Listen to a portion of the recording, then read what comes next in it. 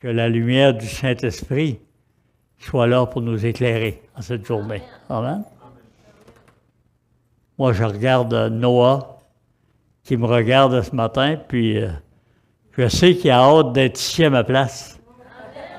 Ben moi, j'ai hâte que tu grandisses assez pour prendre ma place.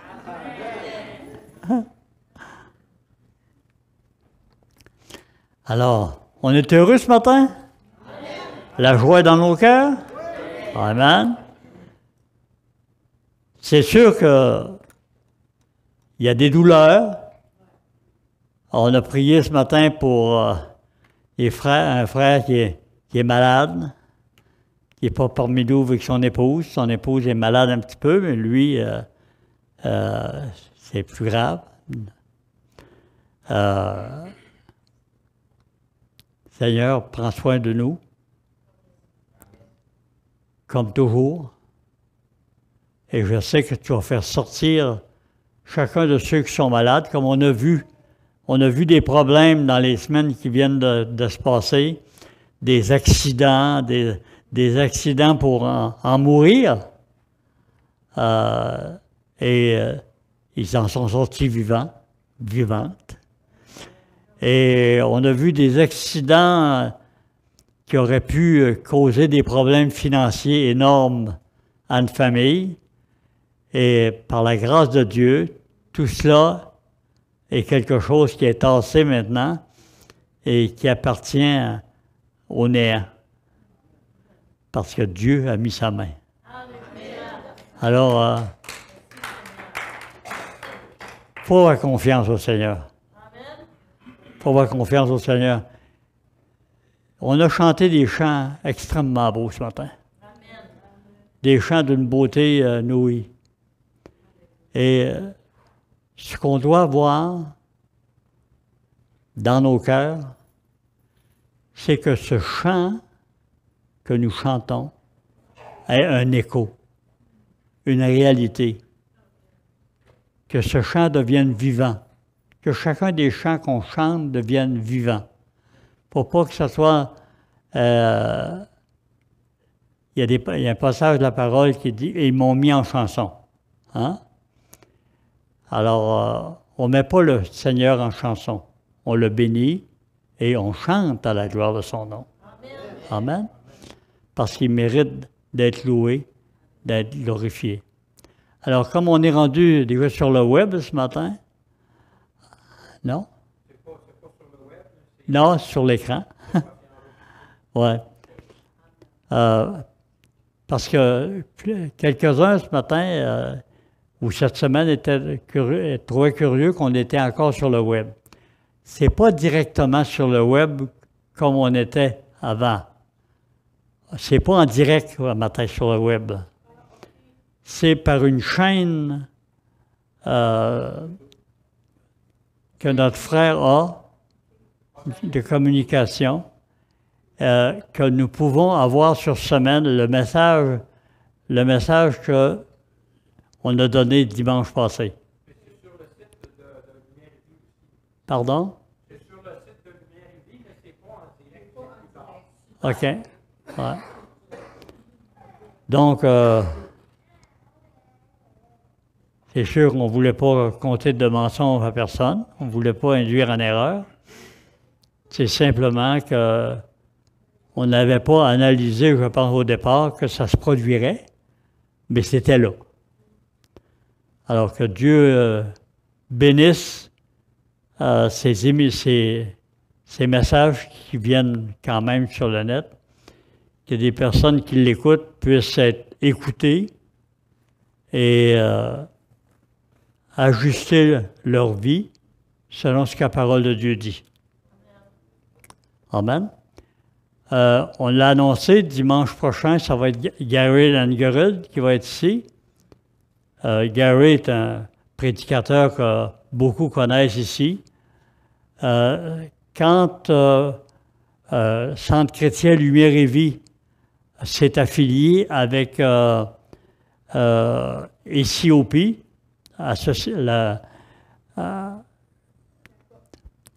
c'est le groupe apostolique de Pentecôte. Quand on s'est associé avec eux autres, c'est lui qui était en charge pour le Québec. Alors, il est venu à quelques reprises ici, apporter des messages, il a toujours été apprécié de tout le monde. Et en même temps, dimanche prochain, durant la louange, il va y avoir le baptême de Marcel, hein, que vous connaissez, le fils de Mado, qui va être baptisé. Et je ne sais pas, là, 3 semaines, quand Marcel s'est levé en arrière et qui a demandé « Je veux être baptisé », la profondeur dans la voix de cet homme était d'une profondeur qui m'a saisi au cœur. C'était pas comme... C'était pas « je veux être baptisé ». C'était quelque chose qui était puissant. C'est le temps que je sois baptisé. C'est le temps que je sois en règle avec Dieu. Et ça a touché le cœur de tous ceux qui l'ont entendu. Et c'est merveilleux que le Saint-Esprit touche un frère comme Marcel et qu'il l'amène à une profondeur telle dans sa proclamation de son besoin d'être baptisé. Car actuellement, il y a des mensonges qui circulent. Le baptême n'est pas nécessaire au salut. C'est faux. La parole de Dieu déclare, si tu crois et que tu es immergé, baptisé, tu seras sauvé. Si tu crois, tu seras sauvé. Si tu crois et si tu es immergé, tu seras sauvé. Amen. Dans le nom du Seigneur Jésus. Alors, on ne remet pas en question, nous, ce que la parole de Dieu écrit. On la prend comme elle est dit. Et dans 1 Pierre 3, ça nous dit que le baptême, c'est l'engagement, c'est pas la purification de souillure du corps, comme la religion disait, ça effaçait la tâche originelle, c'est pas ça pantoute. C'est l'engagement d'une bonne confiance envers Dieu qui nous purifie, nous aussi, nous qui sommes parvenus à la fin. Amen. Ce matin, on va continuer un peu dans le domaine de l'esprit. Et le message, il est donné un titre très petit, la sagesse de l'esprit. Toute personne qui n'a pas le Saint-Esprit, je pèse bien mes mots là, toute personne qui n'a pas le Saint-Esprit implanté en lui par le seul moyen donné. Amen. On va lire un passage de la parole de Dieu après.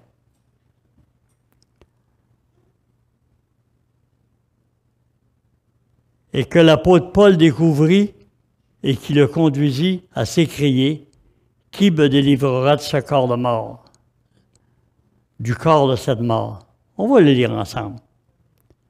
Romains 7, 24. C'est quand même un passage de la parole assez connu.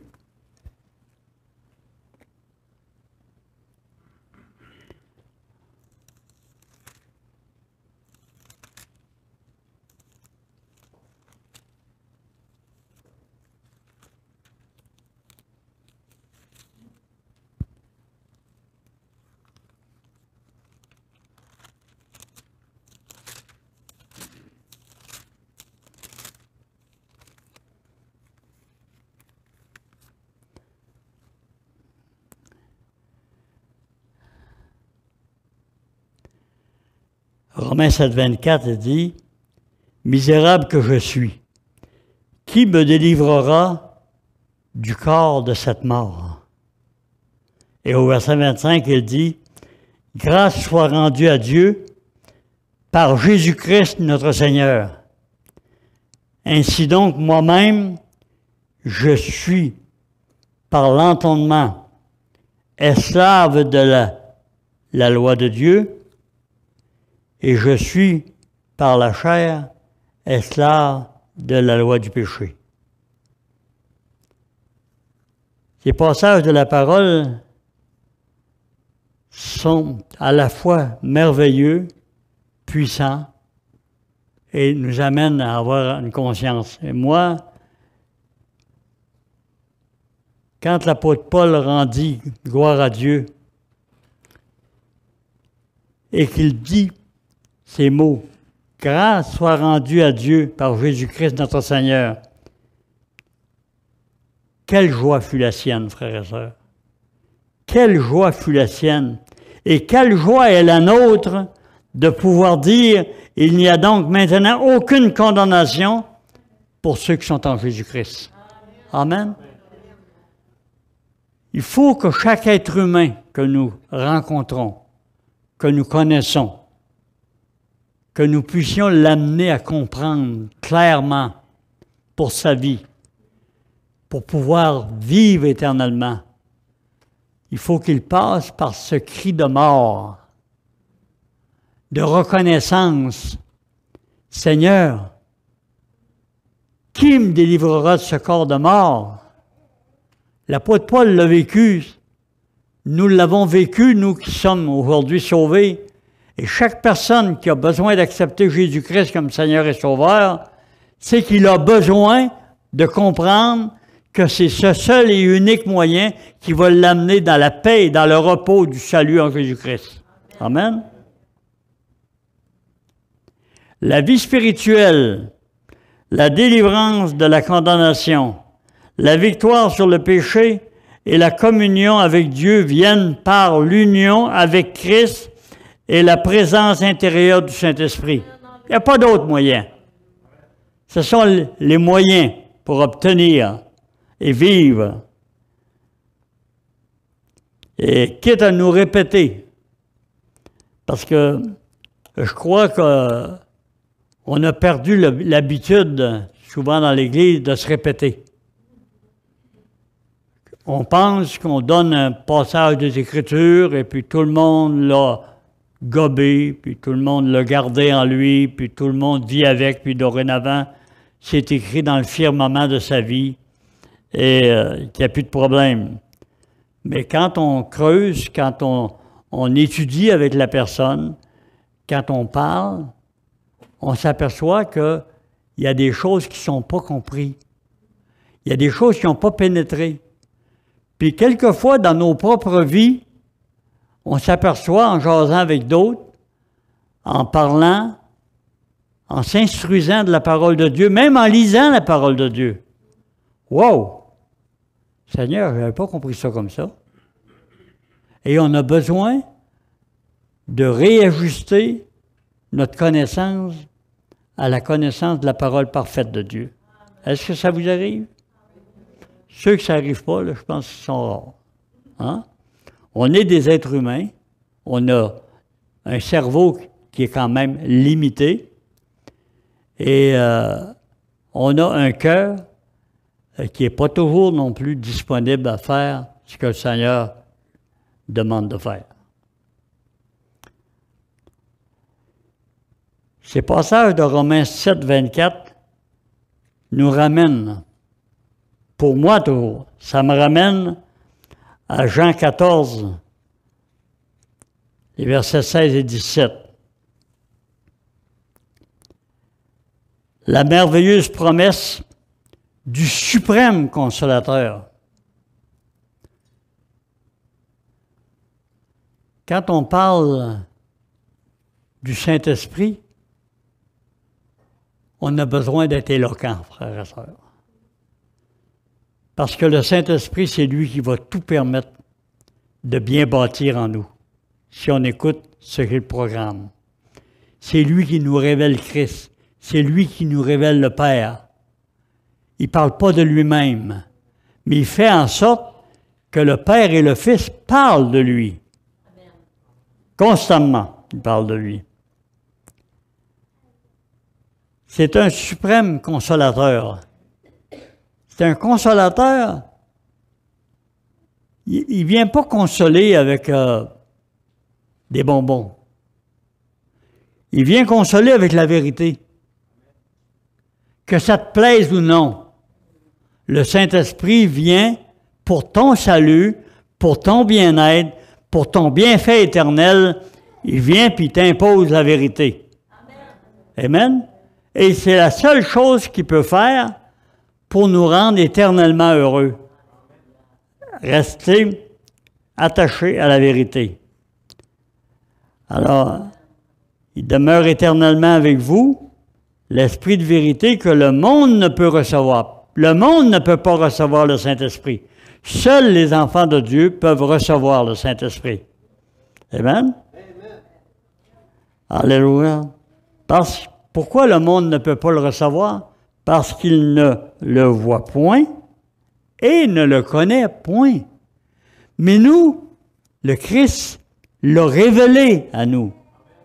La parole nous l'a révélé à nous. Et c'est la raison pour laquelle je dois être complètement soudé avec le Saint-Esprit dans la révélation. Ça doit être extrêmement important et constamment important, ces paroles du Seigneur. Et le monde ne peut le recevoir parce qu'il ne le voit point et il ne le connaît point. Le monde, la parole de Dieu nous dit, est inexcusable de ne pas connaître Dieu. Mais il y a un passage de la parole de Dieu qui m'a toujours touché dans Romains 1. Malheur à ceux qui retiennent injustement la vérité captive. N'oubliez pas ces choses. Ce passage s'adresse à nous, frères et sœurs. Nous connaissons la vérité. Est-ce qu'on la garde captive en nous ou est-ce qu'on la révèle aux autres? Est-ce qu'on la révèle afin qu'ils ne puissent pas dire un jour « je ne savais pas, je ne comprenais pas ». Non, mes enfants ont circulé, mes enfants t'ont dit, tu n'as pas voulu. C'est ça que c'est la seule et unique défense pour empêcher la personne d'entrer au ciel. C'est que la personne n'a pas reçu le message de l'Évangile. Amen? Alors le Saint-Esprit, il demeure en vous et il demeure avec vous, puis il sera en vous, la parole de Dieu nous dit. Jésus savait que son départ aurait des bénédictions subséquentes à sa mort, hein? Sa résurrection. Et les promesses du Père de Actes 1.4 sont là aussi. Ça nous dit dans Actes 1.4, comme il se trouvait avec eux, il leur recommanda de ne pas s'éloigner de Jérusalem, mais d'attendre ce que le Père avait promis, ce que je vous ai annoncé, leur dit-il. Car Jean a baptisé d'eau, mais vous, dans peu de jours, vous serez baptisés du Saint-Esprit. Amen. La bénédiction la plus importante arriva pour l'Église. Le Saint-Esprit, promesse du Père, fut entièrement donnée. 2 étapes sont importantes. Acte 1.8, il dit, vous serez mes témoins, il surviendra sur vous, et vous recevrez une puissance, et vous serez mes témoins à Jérusalem, en Samarie, en Judée, et jusqu'aux extrémités de la terre. Et la réalisation va se produire dans Acte 2, quand le Saint-Esprit va descendre et va remplir tout le monde de la grande bénédiction que Dieu avait promis. Le rejet ou l'abandon du Saint-Esprit, avec ses signes évidents, est responsable en bonne partie de la froideur de l'Église. À chaque époque où on met de côté le baptême du Saint-Esprit, où on met à côté l'évidence du baptême du Saint-Esprit, où on met de côté ce que Dieu a dit qui arriverait, où l'on verrait, qu'on recevrait quand on serait baptisé du Saint-Esprit. Quand c'est mis de côté, automatiquement après, on voit une décadence de l'Église. Lisez l'histoire de l'Église, vous allez voir que ce que je dis, c'est la vérité. Les réveils dans l'Église sont précédés par l'action puissante du Saint-Esprit. Amen.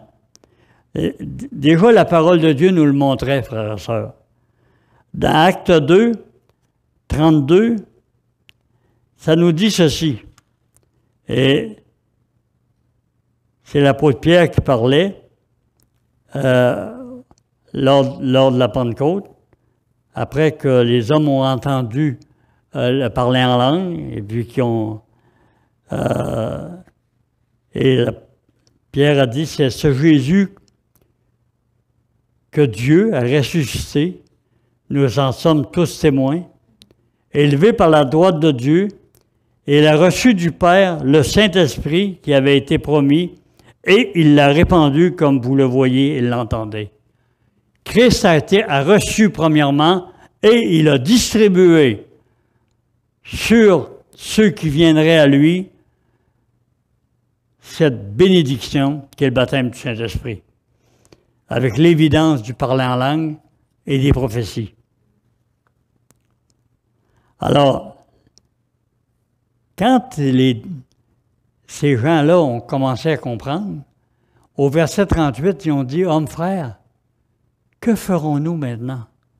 Est-ce qu'on aimerait ça qu'au moins 3000 personnes viendraient vers nous, puis qu'ils diraient « Hommes frères, que ferons-nous maintenant? » Bien, que ferons-nous? C'est la même chose qui est demandé à ces gens-là que nous devons leur demander. Repentez-vous et que chacun de vous soit baptisé au nom du Seigneur Jésus.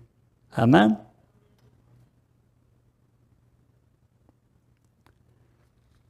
3000 âmes, elle remplira bien la salle. » Puis dans Acte 4, verset 31, ça nous dit que quand ils eurent prié, le lieu où ils étaient assemblés trembla, et ils furent tous remplis du Saint-Esprit, et ils annonçaient la parole de Dieu avec assurance. Et la parole de Dieu nous dit que l'Église augmentait. Amen.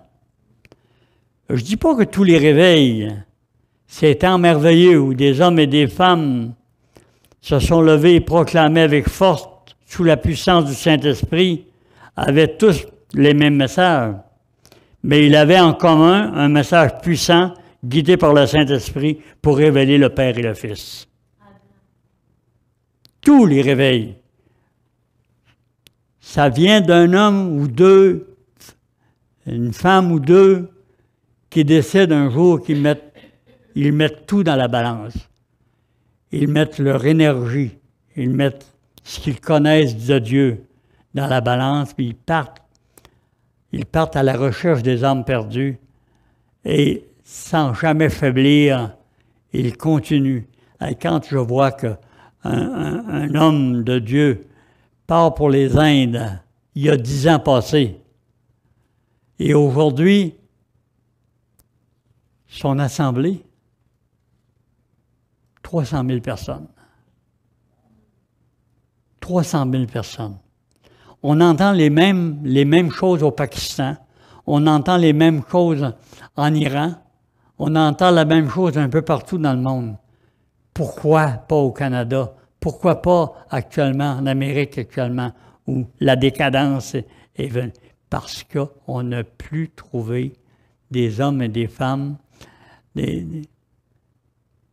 désireux, zélés, désolés et remplis de l'esprit, capables de partir avec rien.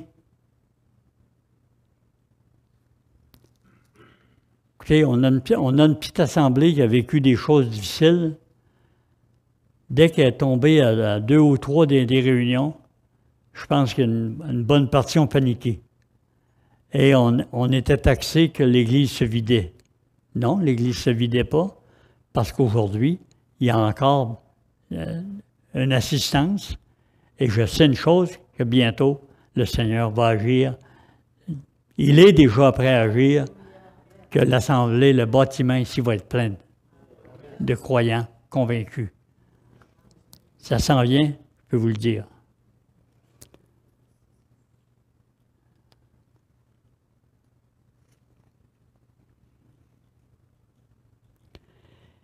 Dans les Actes des Apôtres, le Saint-Esprit est le maître d'œuvre de l'édification de l'Église.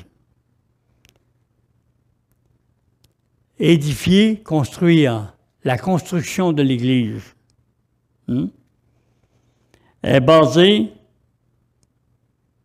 comme nous l'avons vu, sur 5 dons que Jésus a donnés, 5 ministères. Elle est basée sur 9 dons spirituels, des outils pour bâtir. Et Dieu a donné en plus des dons d'opération que le Seigneur manifeste dans l'Église à des gens que nous devons reconnaître comme étant des gens qui ont des dons d'opération de quelque sagesse quelconque ou de quelque désir quelconque que les autres n'ont point. Et on doit les honorer et leur donner de pouvoir opérer ces dons-là avec toute la vigueur de la vie que le Seigneur peut mettre en eux. Amen. Il y a un mois, quand on a eu besoin, je me rappelle le jeudi, notre frère Michel m'appelle puis il dit « Si vous avez besoin de quelqu'un pour les finances, trésorerie, il dit « C'est des choses que je suis capable de vous aider. » Là, ça me disait « En voilà un. Voilà un don que Dieu vous donne, donc qui va prendre de l'ampleur et que vous pourrez amener à opérer des dons du Saint-Esprit, opérer d'autres choses dans l'Église. Et je ne voudrais pas m'en séparer aujourd'hui tout le long du monde, avec l'aide qu'il nous apporte. Amen?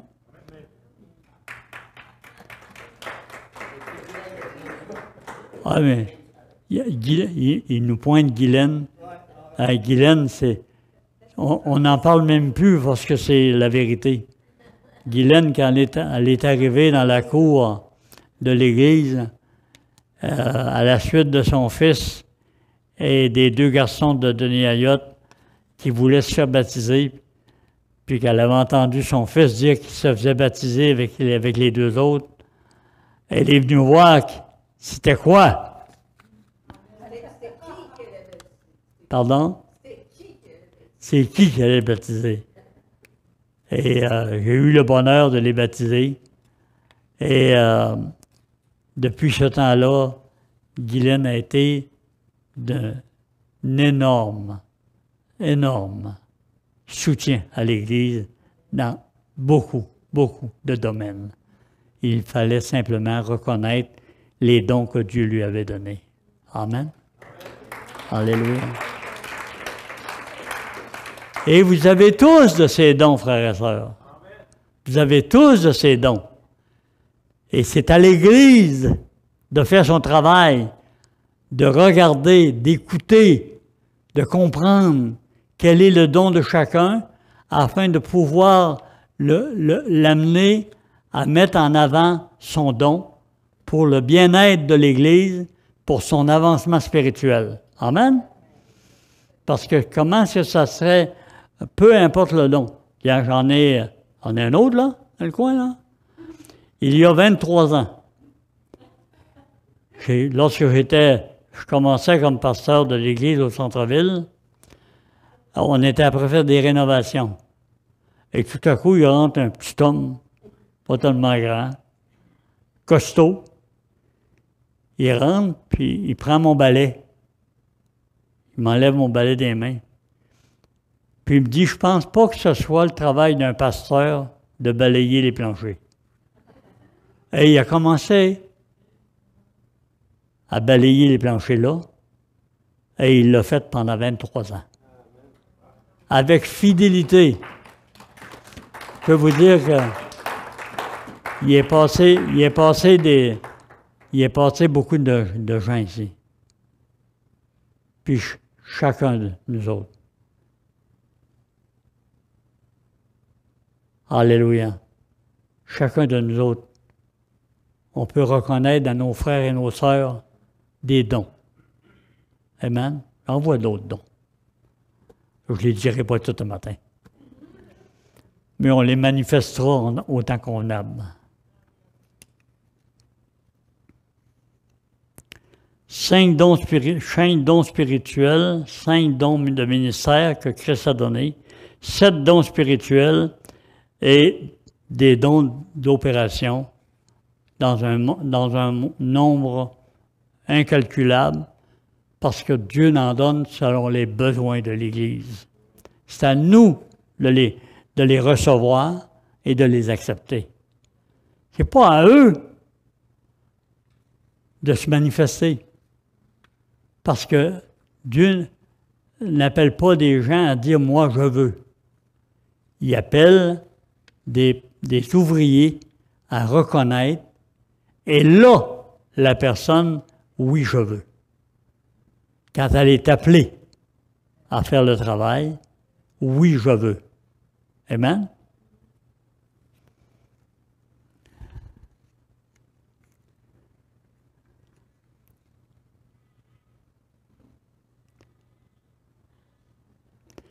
N'oublions pas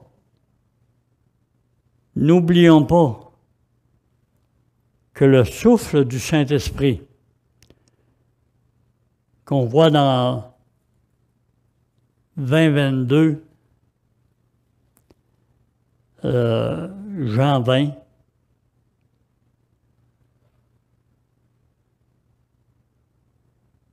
on voit le souffle du Saint-Esprit. Le souffle du Saint-Esprit a été donné aux disciples après la mort et la résurrection du Seigneur. Il a soufflé sur eux. Mais le souffle, quand le mot souffle, je ne suis pas un spécialiste dans le grec puis dans l'hébreu. OK? Alors, je ne vous borderai pas avec le texte en grec et en hébreu. La seule chose que je peux vous dire, selon les spécialistes, c'est le même souffle de l'Esprit que Dieu avait soufflé dans Adam pour lui donner la vie. Et ce souffle de l'Esprit, nous l'avons tous reçu en acceptant Jésus-Christ comme Seigneur et Sauveur. Amen. Il nous a donné la vie. Ce qu'on appelle les arts de l'Esprit, c'est ce souffle puissant de Dieu qui nous a donné la vie à notre nouvelle naissance.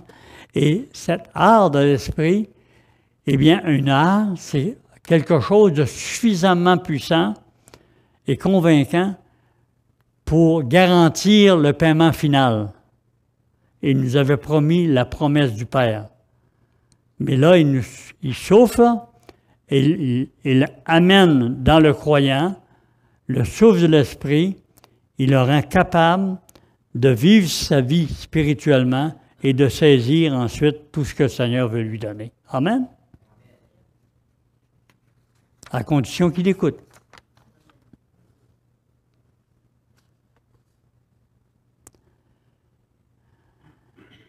Toujours se rappeler que c'est Jésus qui nous baptise du Saint-Esprit et que c'est la promesse du Père.